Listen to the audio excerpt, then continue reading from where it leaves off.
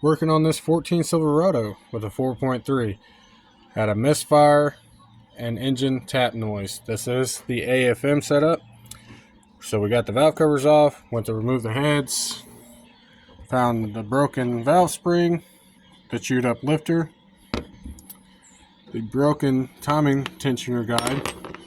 First that I've seen on one of these. See right there, got some slap to that chain. The guide's broke. So we're going to pull everything apart, start replacing everything, and get this thing back up and running. Remember to hit that like and subscribe.